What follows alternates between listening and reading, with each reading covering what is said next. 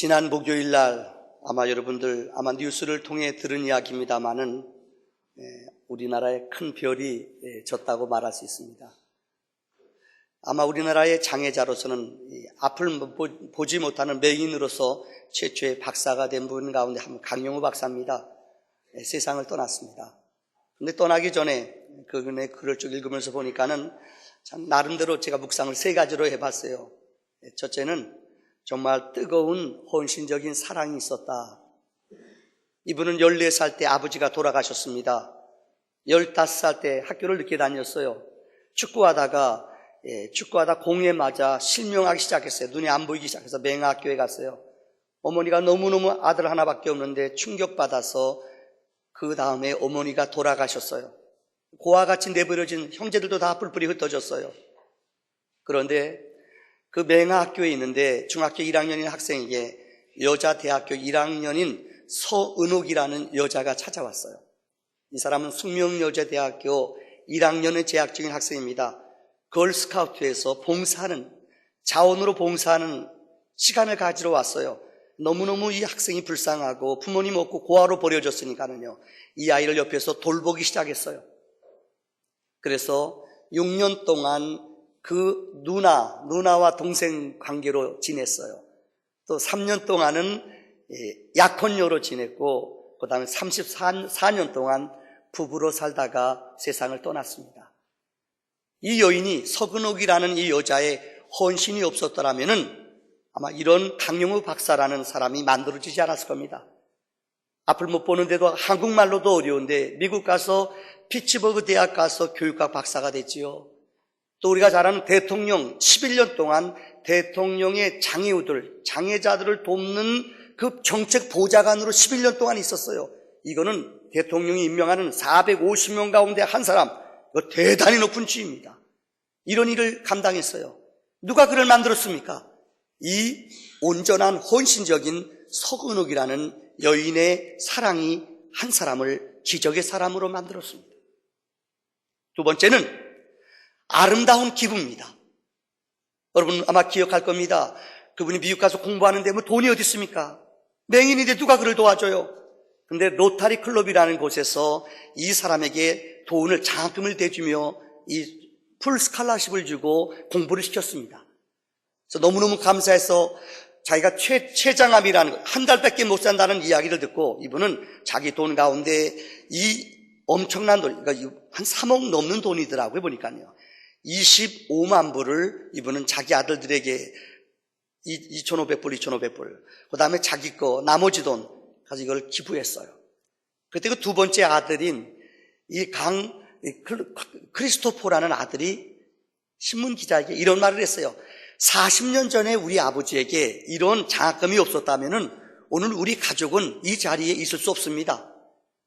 적지만은 이를 갚을 수 있는 기회를 갖게 돼서 너무 기쁩니다. 우리 아버지의 이름으로 장학금을 만듭니다. 장학회를 만들었어요. 아름다운 기부, 세상을 떠나가면서 여러분들 이렇게 은혜를 기억할 줄 알며 아름다운 기부를 한다는 것, 이건 대단한 겁니다. 혹 여러분들 강용우 박사의 강의를 들어보신 분이 알 겁니다. 이분이 미국 가서 공부하는데 아들 둘 낳았어요. 근데 큰아들은 우리가 알다시피 아이들을 너무 잘 키웠어요. 큰아들은 강폴이라고 합니다. 강진석이라고 한국말로 부르는데 이 아이는 우리가 알다시피 어린 시절에 상처가 많았어요. 이유는 다른 아버지는 운동도 하고 풋볼도 하고 운동장에서 뛰어노는데 우리 아버지는 늘 걷지도 못하고 불편해요. 애가 마음에 상처가 돼요. 아버지 왜 태어났어? 엄마한테 막 불평해요. 아버지가 마음이 아프죠. 이 아이를 데려다가 아버지가 저녁마다 이 아이들 기도해주고 꼭 이렇게 교육을 시켰답니다. 얘들아, 아버지는 남이 못하는 것 하는 게 있다. 그게 뭐예요? 애들이 퉁명스럽게 얘기했어요. 이 두 아들 잠자리에서 아버지는 이 꼼꼼한 데서도 아버지는 책을 읽을 수 있다. 읽어봐요. 근데 아버지가 점자 가지고 얘기를 해줘요. 저녁마다 점자 가지고 읽어줬어요. 아버지는 남이 못하는 거 안 가진 거 가졌다. 그러니까 애들이 반신반의했죠. 근데 이것이 애들의 마음속에 나중에 큰 자존감이 생겼어요. 그래서 이 폴이라는 아들의 마음속에 내가 이 다음에 꼭 어른이 되어서 우리 아버지 눈을 뜨게 해가겠다. 그래서 안과 의사가 됐어요. 둘째 아들은 아버지같이 어려운 사람들을 도와주는 변호사가 돼야겠다. 그래서 지금 대통령 직속 이 변호사로 근무하는 사람이에요. 얼마나 그 두 아들을 잘 키우는지 몰라요. 아버지가 그들에게 늘 기도해주고 나는 남이 안 가진 걸 가졌다. 이런 은사를, 이런 믿음을 누워줬다는 거예요. 그 아들이 아버지의 뜻을 받들어서 이렇게 기부금을 만들 수 있는, 아름다운 기부를 드릴 수 있는 너무나 멋진 인생을 마무리 짓는 사람이에요. 세 번째는 감사의 편지입니다. 이제 얼마 병원에서 시한부 생명이 한 달 후면 떠납니다. 이 얘기를 듣고 그분이 쓴 글 여러 가지가 있습니다만은 그 가운데 여러분, 하나님의 축복으로 참으로 나는 복되고 감사한 한평생을 살았습니다. 나는 실명이 있기 때문에 하나님은 저에게 상상할 수 없는 축복의 문을 열어주셨습니다. 그 아내에게 마지막 쓴 편지를 읽어드리겠습니다. 50년 전 햇살보다 더 반짝반짝 빛나고 있던 예쁜 여대생 누나의 모습을 나는 아직도 기억합니다. 당신은 하나님께서 나에게 보내주신 날개 없는 천사였습니다. 라고 썼습니다. 이어 이렇게 말했습니다. 앞으로 함께할 날이 얼마 남지 않은 이 순간에 나의 가슴을 가득 채우는 것은 당신을 향한 감사함과 미안함, 더 오래 함께 해주지 못해서 미안합니다. 내가 떠난 후 당신의 외로움과 슬픔을 함께 해주지 못한 것이라서 죄송합니다. 사랑합니다. 사랑합니다. 사랑합니다. 그리고 고마웠습니다. 여러분, 얼마나 아내를 향한, 아내에 대한 애틋한 사랑과 감사가 이 글에 표현되어 있습니다. 또 두 자녀들에게 아버지가 마지막으로 이렇게 썼습니다. 너희들이 나에게 준 사랑이 너무나 컸기에 함께한 추억이 내 마음속에 가득하기에 난 이렇게 행복한 마지막을 맞이할 수 있단다. 여러분은 만약에 지금 여러분이 이런 암이 걸려 며칠 못 살고 세상을 떠난다고 생각해봐요. 아마 모르긴 몰라도 대부분의 사람들은 절망하고 신경질 부리고 막 분내요. 그런데 이렇게 인생을 멋지게 마지막을 준비하는 사람, 아내에게 자녀들한테 감동의 글을 쓰고 떠나는 사람, 이것이 현대인들에게 너무나 큰 잔잔한 감동과 기쁨을 주었다는 것입니다. 그래서 서론에도 말씀드린 것처럼 정말 이 시대에 우리 마음속에 너무나 멋진 별이 떨어졌습니다. 특별히 오늘 성경에 보면은 다니엘은 우리에게 이렇게 말합니다. 하늘의 별과 같이 빛나는 사람, 어떤 사람이 별과 같이 빛나는 사람인가? 저는 특별히 말씀을 준비하면서 하나님이 허락하신 하늘의 별은 도대체 어떻게 얻는 것인가? 다니엘서를 통하여 하늘의 별을 얻는 비결을 세 가지로 말씀을 드리려고 합니다. 첫째는 다니엘의 사역입니다. 다니엘서 1장부터 12장까지에 보면은 다니엘은 그 당시에 바벨론이라는 나라의 왕족이었어요. 귀족이었어요. 그는 바벨론 나라의 느부갓네살에 의해서 포로로 잡혀왔습니다. 여러분 생각해 보십시오. 포로로 잡혀왔다는 것은 이거는 신분이, 장래가 보장되지 못한 거예요. 그런데 그는 그곳에 포로로 잡혀왔지만은 그의 삶을 통해서 그 바벨론 사람들한테 하나님의 능력을, 하나님의 권능을 선포하는 놀라운 역사가 있었습니다. 우선 다니엘서 1장을 보세요. 바벨론 사람들이 그를 잡아왔어요. 그래서 그의 이름을 바꿔버려요. 다니엘인데 다니엘의 이름을 벨드사살이라 바꿨어요. 사드락이라는 사람의 이름도 바꿨어요. 하나나로 바꿨어요. 그 다음에 메삭이라는 사람은 이 미사일로 바꿨어요. 그 다음에 아벤느고라는 사람은 이 아사라라는 이름으로 바꿨어요. 그들의 이름을 바벨론식으로 다 바꿨어요. 생각도, 먹는 것도, 옷도 다 잡아온 사람들을 바벨론 사람으로 바꾸는 거예요. 얼마나 어려워요. 그런데 그는 비록 포로요, 이름까지 바뀌고 정말로 어려운 삶을 삽니다마는 그의 삶이 바벨론 사람들에게 영향력을 끼쳤다는 것입니다. 성경에 보면 환관장들이 그에게 매일매일마다 임금 앞에 나가게 하기 위해서 좋은 음식을 주고 좋은 포도주를 주고 구별되게 자라게 합니다. 왕 앞에 쓰임받기 위해서요. 왕 앞에 종으로 쓰임받기 위해서요. 그런데 다니엘은 뜻을 정했어요. 환관장에게 말합니다. 나는 왕이 주는 별미, 왕이 주는 진수성찬, 포도주 먹지 않겠습니다. 고기 먹지 않겠습니다. 야, 너 이거 안 먹으면 우린 죽어. 약속을 해요. 열흘 동안만 시험해 봅시다. 왕이 주는 별미를 먹지 않고 나는 채식을 하겠습니다. 어떤 분은 채식했다니까 채식하는 거 채식주의자다. 그래서 얼굴이 좋아졌다. 이렇게 생각하면 안 됩니다. 그는 뜻을 정해서 왕이 주는 별미를 먹지 않고 하나님 앞에 정한 마음으로 뜻과 마음을 하나님께 정했어요. 열흘만 시험해 보세요. 열흘 동안 시험했어요. 환관장들이 열흘 후에 와서 봤더니 그의 얼굴은 너무나 광채가 나고 너무너무 여러 사람들보다 뛰어났다고 그랬어요. 놀라웠다고 그랬어요. 그래서 그들 모두가 하나님의 영광을 보았다고 말해요. 3장에 보세요. 이 바벨론의 왕 느부갓네살이 자기를 높이기 위해서 금신상을 만들었어요. 여기다 절하라. 만약에 절하지 않으면 누구든지 죽이겠다 그랬어요. 그런데 이 사실을 알고도 다니엘의 세 친구 사드락, 메삭, 아벳느고는 그 우상 앞에 절하지 않았어요. 이것이 임금에게 보고가 됐습니다. 느부갓네살이 그를 잡아옵니다. 그래서 어떻게 합니까? 그를 뜨거운 풀무, 평소 때 풀무 뜨겁게 하는 것보다 7배나 뜨겁게 했어요. 그 안에다 던졌어요. 이 느부갓네살이 하나님의 능력을 알아요. 어떻게 됐을까? 한 날이 지나네 바로 뛰어가 봤어요. 풀무를 봤더니 이게 웬일이에요? 3명을 던졌는데 4명의 사람이 있어요. 성경은 말해요. 누구냐? 하나님의 천사가 그들을 보호해주고 있어요. 이 놀라운 것을 봐요. 그래서 느부갓네살이 하나님의 백성들의 위대함과 하나님의 능력을 보고 놀랐다. 하나님을 높였다고 성경은 기록해요. 이뿐만이 아닙니다.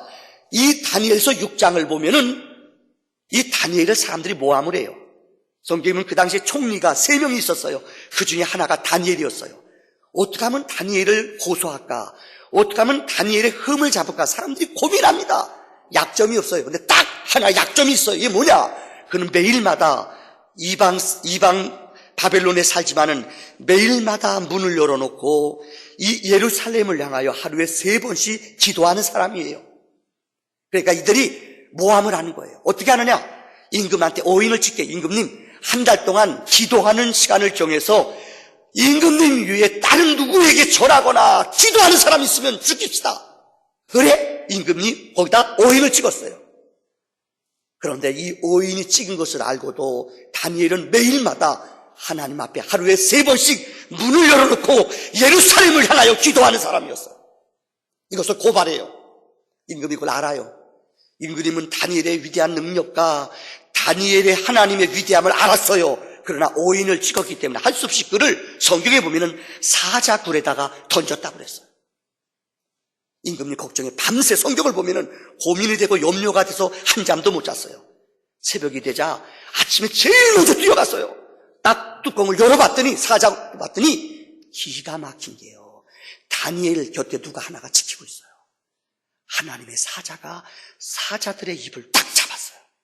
너무 놀라요. 저 성경에 보면은 그 왕이 그를 참수했던 이 다니엘을 죽이려고 참수했던 사람들 그 자녀들까지 와서 너희들도 한번 들어가 봐라 그랬대요. 너희들 들어가 봐라. 늦세요. 늦자마자 성경은 말해요. 뼈까지 부서질 정도로 사자들이 잡아먹었어요. 여러분, 다니엘서를 통해 우리가 배우는 첫째 메시지예요. 하나님은, 하나님의 백성들은, 하나님의 거룩한 시온의 백성들은 어떤 위험과 환경 처지에서도 하나님의 영광이, 하나님의 능력이 선포되는 줄을 믿습니다. 두 번째는 오늘 다니엘서의 핵심 포인트는 12장 3절입니다. 많은 사람을 옳은 대로 인도하는 사람은 지혜로운 자인데요. 그 사람은 하늘의 별과 같이 빛난다고 그랬어요. 한번 따라합시다. 하늘의 별과 같이 빛난다. 다시 시작. 하늘의 별과 같이 빛난다. 어떤 사람이요? 많은 사람을 옳은 대로 인도하는 사람입니다. 여러분, 제가 오늘 여러분에게 개인기를 보이겠습니다. 개인기는 유머입니다. 웃어달라는 겁니다. 첫째는 보십시오. 어떤 하나님의 천사가 내려와서 욕심 많은 세 제자를 불러놓고 얘기합니다. 워낙 욕심이 많아요. 그래, 너희들 소원을 내가 들어주겠다. 뭐 들어줄까? 첫 번째 사람이 저요. 뭐 들어줄까? 저는 스타만 들어주세요. 요새 젊은이들은 스타 원하거든. 스타 알죠? TV에 나오는 스타. 두 번째 친구가 너는 뭐하냐? 저는요 킹이요, 왕이요. 셋째 친구는 너는 뭐 시켜줄까? 가만히 있더니 저는요 싫어요. 스타에다 왕 이거 두 개 다 시켜주세요. 그래서 하나님이 좋다. 너희들 셋 다 보너스다. 셋 다 똑같이 해주겠다. 그래서 스타킹을 만들어줬대요. 죄송해요. 웃어주는 여러분들 고마워요. 그래서 스타킹이 거기서 나왔대요. 얼마나 욕심이 많고 얼마나 사람이 욕심이 가득한지.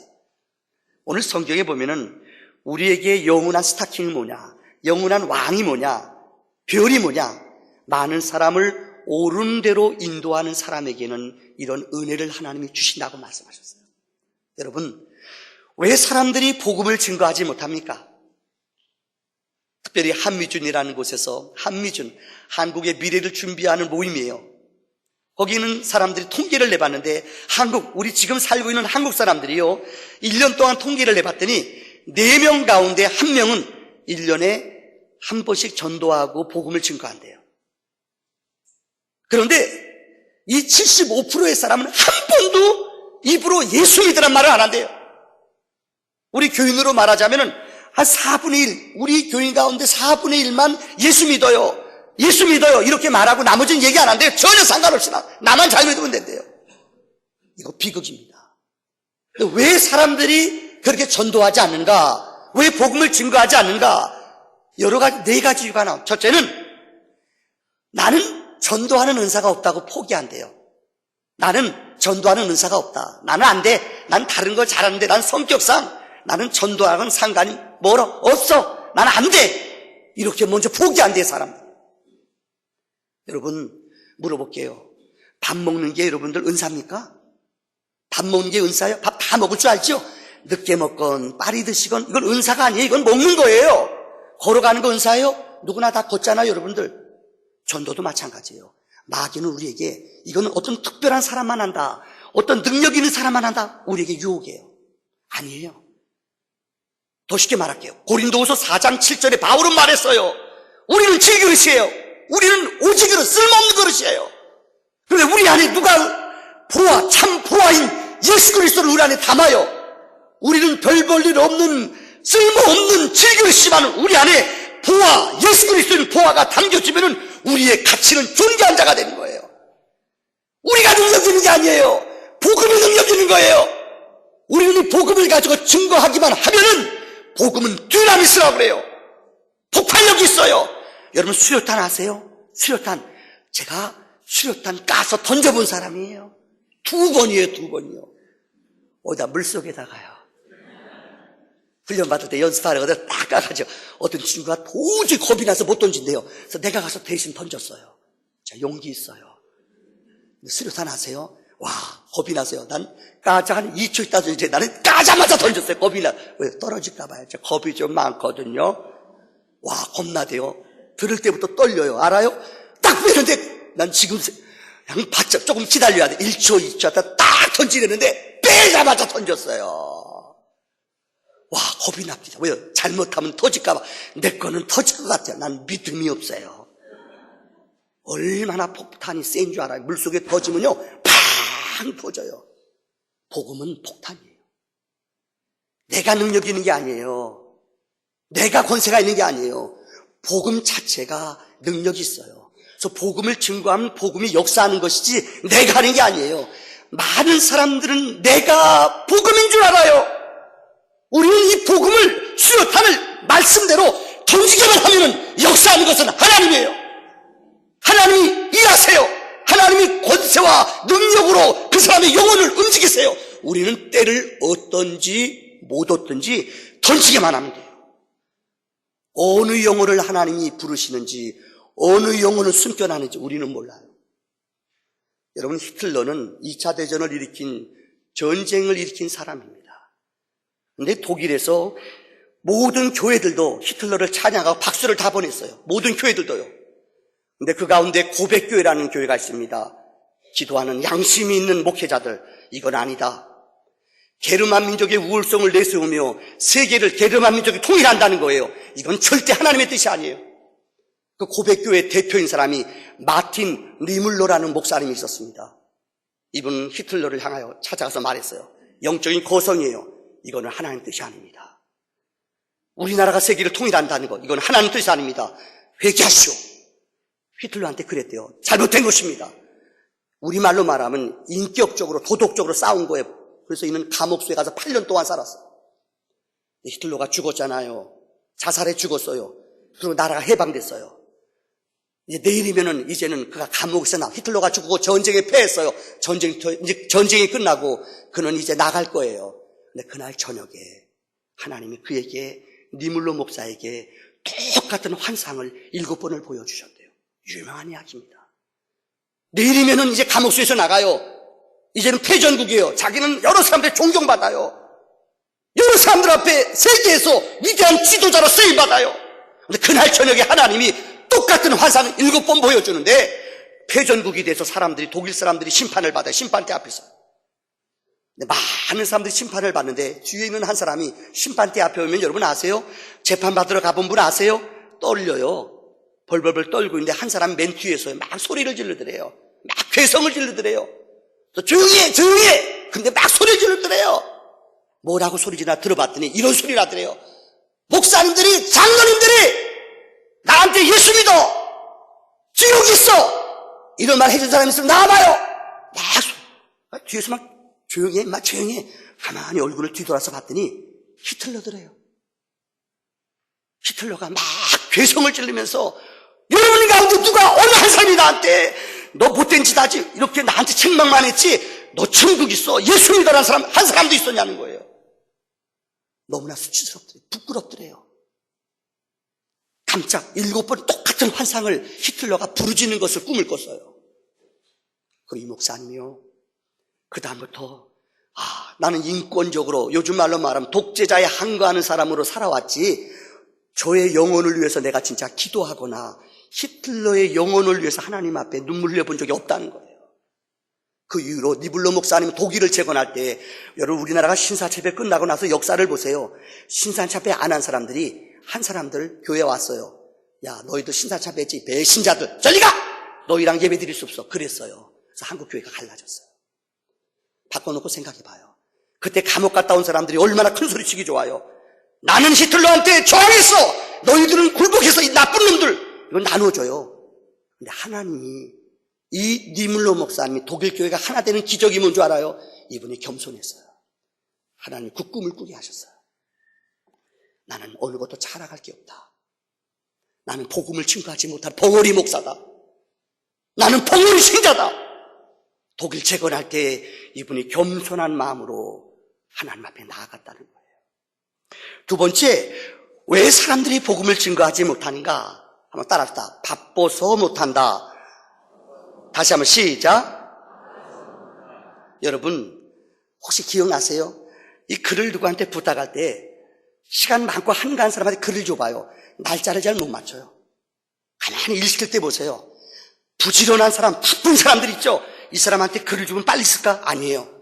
부지런한 사람, 바쁘게 일하는 사람한테 일 맡겨보세요. 실수를 더 안 해요. 이 조직에서 일하다 보면은 아세요? 이 습관적으로 바쁘고 부지런하게 일하는 이 거목들이 실수를 안 하는 이유가 뭔지 알아요? 그들은 잠도 적게 자지만은 실수를 덜 해요. 부지런한 사람, 우리 속담에 이런 말이 있어요. 부지런한 새가 먹이를 빨리 먹는다고 그래요. 일하는 사람들은 알아요. 일을 규모 있게 하는 사람들은, 글 잘 쓰는 사람들은 일 주면은 자기가 메모해 가면서 날짜 맞춰가면서 착착착 잘 써내요. 근데 한가한 사람들은 이게 습관이 안 돼 있거나 정리가 안 된 사람은 글을 줘도요 못해요. 여러분 바쁘세요?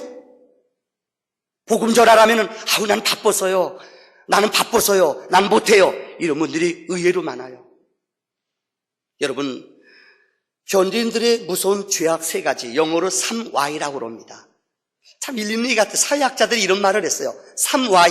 현대인들은 Y자로 끝나는 거래요. 우리 현대인들을 병들게 하는 3가지래요. 그게 뭐냐? 허리, 그 다음에 worry, 그 다음에 angry.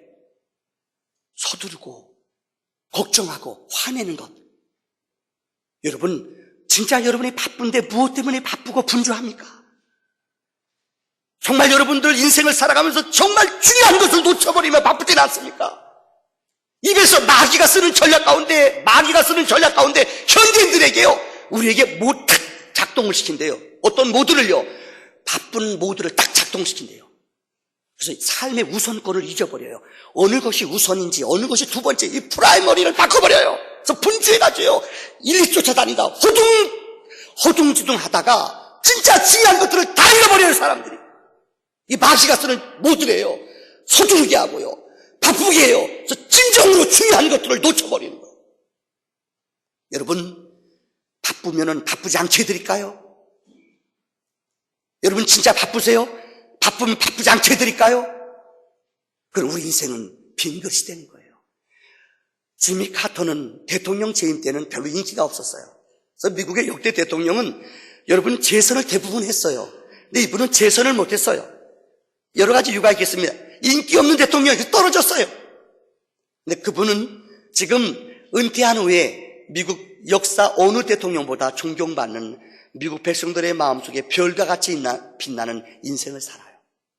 그분이 그래 봤더니요, 제가 10년 동안 대통령 선거할 때 쭉 만나본 사람들이요, 대통령 선거할 때 한 해 동안 만난 사람들이 한 30만 명 넘는 사람들을 만났대요. 악수를 했대요. 30만 명. 그런데 자기가, 이분은 주일학교 교사를 했다는 거 알지 않습니까? 자기가 전도한 사람, 10년 동안 전도한 사람을 세봤더니 133명밖에 전도를 하지 못했더래요. 그래서 이분 헤비타트, 어렵고 힘든 사람 집을 져줘요. 그래서 집을 져주면서 그들의 필요를 채워주면서 복음을, 영원한 생명인 예수를 증거하는 일을 감당해요. 헤비다트가 어렵고 힘든 사람을 집을 져주며 그들에게 영원한 생명을 나눠줘요. 분쟁 지역, 이 지구상의 싸움이 너무 갈등이 심한 나라마다 미국 대통령 특사로서 어디든지 날아가요. 그는 평화의 사도예요. 그는 만나는 자마다 자기는 얘기해요. 그들에게 가장 위대한, 우리 인생의 가장 위대한 마스터키, 우리의 영원한 별 예수를 증거하는 것이 내 인생의 목적이다. 여러분, 혹시 여러분들 이 카토보다 더 바쁜 분이 있으세요?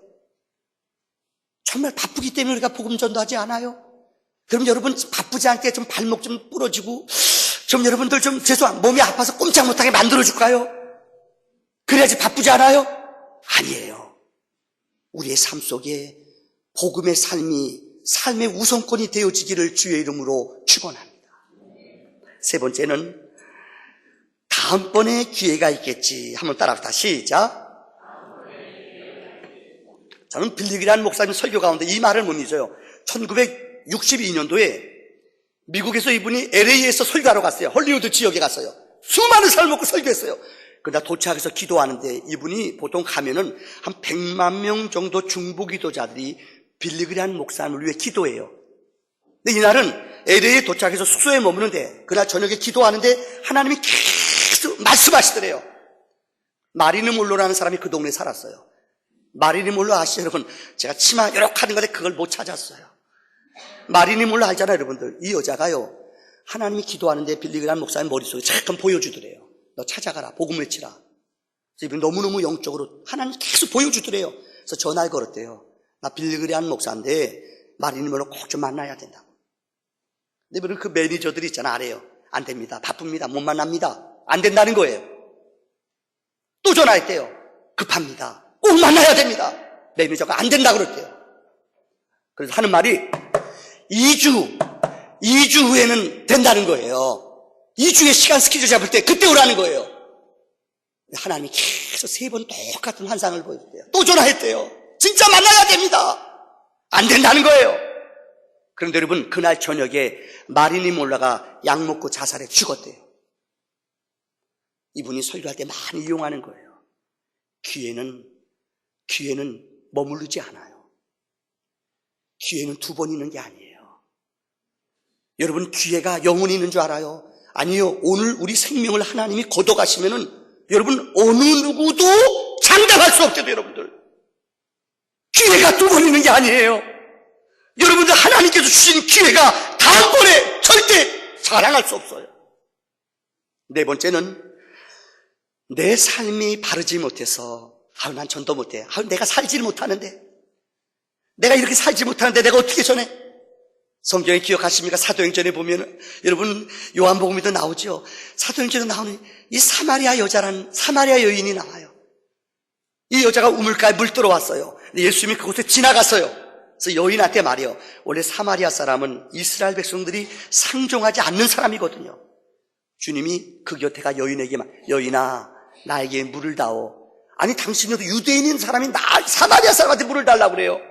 너는 내가 누구인지 알았더라면 영원히 목마르지 아니하는 물을 먹었을 것이다. 당신 누구예요? 하는 말이 네 남편? 주님 말씀해요. 남편 데려와라. 없어요. 맞다.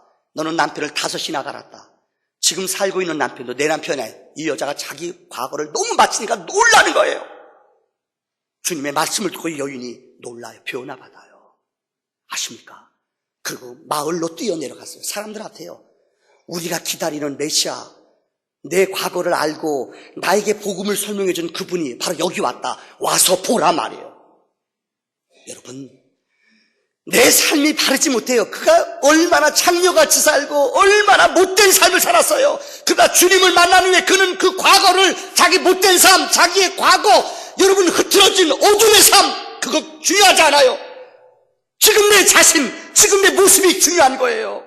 근데 마귀는 참소하는 자예요. 마귀는 우리 마음을 어떻게 누르는 줄 알아요? 야, 너나 잘해. 마귀가 우리의 마음을 그렇게 꼬투려요.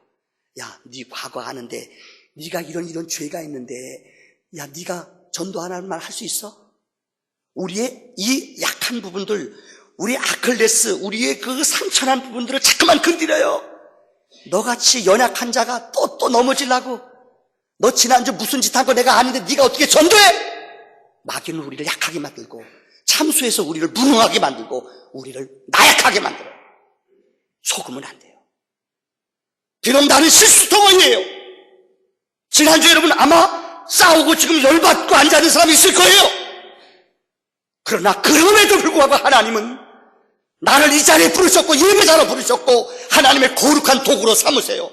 내가 의로와서가 아니라 연약하지만 보혈의 능력이 나를 덮어주기 때문에 다시는 기억지 않아요. 하나님은 부족하지만 약하지만 나를 통하여 거룩한 복음의 능력을 증거하기 원하시는 분이신 줄 믿습니다. 마지막 결론입니다. 전도자에게는 상이 있어요.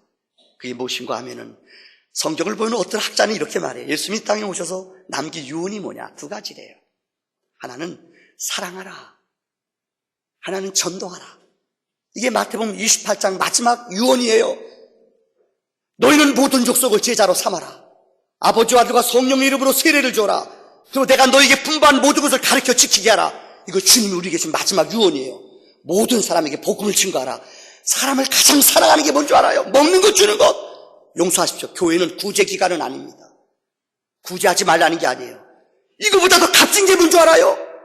그의 영혼을 살리는 거예요. 복음을, 예수를 알게 해서 그의 영혼이 영원한 생명을 얻는 것. 이것이 성경에서 말하는 위대한 사랑이요, 하나님의 거룩한 이 땅에 오신 목적인 줄 믿습니다. 마지막으로 이 얘기 드리고 마칠게요. 전도하면요, 여러분, 전도하면은 내 심령이 부유해져요. 한번 따라합시다. 전도자는 하나님을 체험한다. 다시 한번 시작. 전도자는, 여러분, 전도를 해보면은요, 믿음이 연약한 사람도 내 믿음이 체험이 되고 확신이 와요. 이 얘기 드리고 설교를 마치겠습니다. 우리 선배 목사님 가운데 여러분들, 하나님의 음성을 듣는, 요새 여러분들 예수전도단이나 CCC나 이런 선교단체나 믿음의 우리 교회는 그 부분이 약해요. 큐티하면서 말씀을 읽으면서 하나님 음성을 듣는 훈련을 해요. 기도하면서 훈련이 쭉 오랫동안 잘 되어지면은 기도하다가 하나님 음성을 들읍시다. 우리 교회에 들려주는 하나님의 음성을 들읍시다. 저도 중보기도 훈련을 오래 했어요. 기도하다가 우리 교회를 위해서 하나님의 음성을 들읍시다. 그리고 쫙 묵상으로 기도해요. 그럼 하나님이 우리에게 들려주는 음성이 있어요. 그럼 그 음성을 이야기합시다. 그 한두 명씩 나와서 하나님이 내게 주시는 감동을 이야기 나눠요. 훈련되면 그 음성을 들을 수 있어요. 근데 예수전도단, YM, 로렌 커닝엄 목사님, 예수전도단, 우리나라의 예수전도단이 참 젊은이들에게 엄청난 영향을 끼쳤어요. 그런데 이 팀들은 꼭 선교하고 나면은, CC도 그래요. 선교단체에서 다 공부하고 나면 맨 마지막에는 하나님이 진짜 우리에게 능력으로 역사하는가 안 하는가를 체험하러 나가요. 이걸 우리는 아웃리치라고 그래요. 안 믿는 지역에 우리가 복음을 가지고 가는 거예요. 아무것도 안 가져가요. 돈도 안 가져가요. 차비만 딱 가져가요. 기도해요. 하나님, 우리가 갈 곳을 보여주세요. 그들이 전도훈련을 그동안 했거든요. 그동안 이 사역을 배웠어요. 맨 마지막에 하나님의 주권을 믿어요. 하나님, 우리가 갑니다. 어디로 갈지 모릅니다. 보여주세요. 기도해요. 그럼 너무 놀라운 게 기도하는 가운데 하나님이 기도 가운데 하나님이 장소도 보여주시고 알게 해주셔요. 그래서 이분이, 우리 선배님이 대관령에서 목회했어요. 대관령. 근데 기도팀들이 기도하는데 강원도로 가라고 그래요. 기도하는데 한 마음으로 모아졌어요. 대관령 교회를 보여주더래요. 언덕 위에 2층 교회예요. 그래서 하나님, 이 교회가 어느 교회입니까? 대관령 찾아갔어요. 사람들 물어봤어요. 언덕 위에 2층 교회가 어디입니까? 그러니까 그 교회가 대관령 교회예요. 너무 똑같으래요. 찾아갔어요. 일주일 동안 그곳에 가서 그들은 사역하는 거예요. 저녁에 문 똑똑똑 두드려요. 계세요? 목사님이 나오세요. 누구세요? 우리 YM에서 전도팀으로 아웃리치 왔는데요. 하나님이 이 교회에 가서 봉사하라고 그랬어요. 근데 이 목사님이 얼마나 영적으로 무딘지, 나한테는 그런 음성 없었는데요. 죄송합니다. 잘못 왔어요. 안녕히 가세요. 그 문 닫았대요. 얼마나 안타까워요. 근데 이분들이 그 문 앞에서 계속 새벽까지 기도했대요. 사모님은 기도하는 사람이거든요. 사모님이 너무 안타까우니까 몰래 새벽에 나가 딱 봤더니 새벽까지 그 팀들 12명이 그 앞에서 서 있는 기도하고 있더래요. 그래서 사모님이 몰래 데려다가 교회 기도실에다가 가서 자라고 그랬대요. 그러니까 목사님이 아침에 난리가 났대요.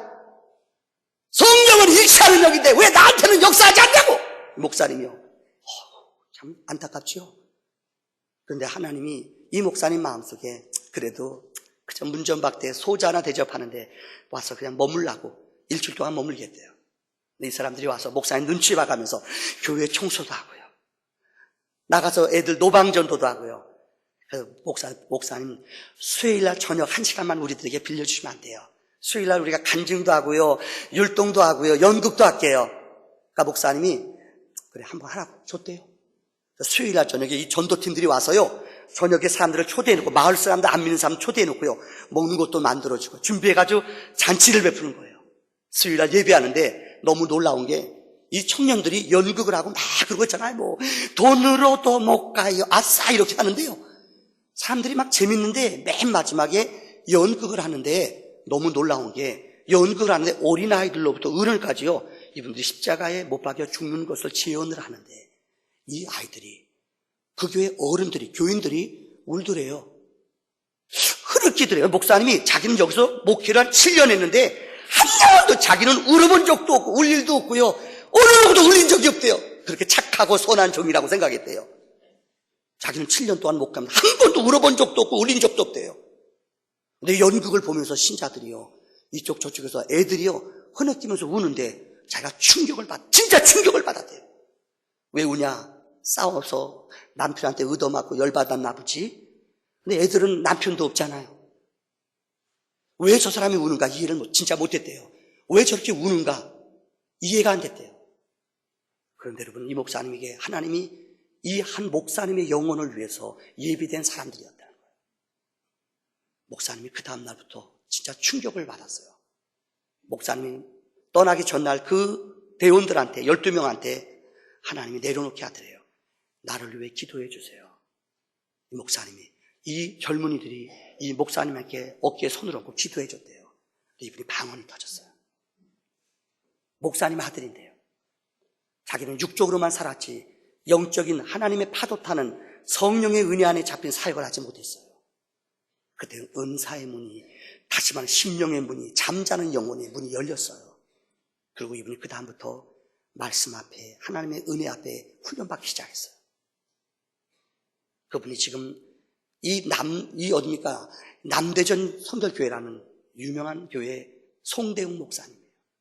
아버님이 유명한 목사님이에요. 목사님 아들이지만은 자기는 영적인 눈이 띄어지지가 않았어요. 육으로만 목회하니까 힘들어요. 매일 싸우고 너무너무 교인들이 꼴보기 싫대요.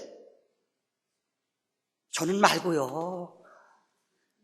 그런데 하나님이 영혼의 문을 열어주니까는 교인들이 그렇게 사랑스럽고 긍휼히 여겨주고 눈물이 나오더래요. 이게 바로 아버지의 마음이에요. 여러분, 전도는 이런 아버지의 마음이 내 마음속에 임하지 않으면 어느 누구도 전도할 수 없어요. 수치도 당해요. 부끄러움도 당해요. 오해도 받아요. 미쳤다고 그래요. 베레베를 다 당해요. 그러나 내 마음속에 예수의 심장이 내 안에 영 안에 문이 열려지면은 한 영혼이 얼마나 귀한지를 깨닫게 돼요. 한 영혼이 얼마나 귀한지 깨달아요. 천하보다도 귀한 것이 한 영혼이에요. 우리 교회의 귀한 VIP 행사를 통하여 이 거룩한 한 영혼이 돌아오는 기적이 있기를 주의 이름으로 축원합니다. 기도합시다.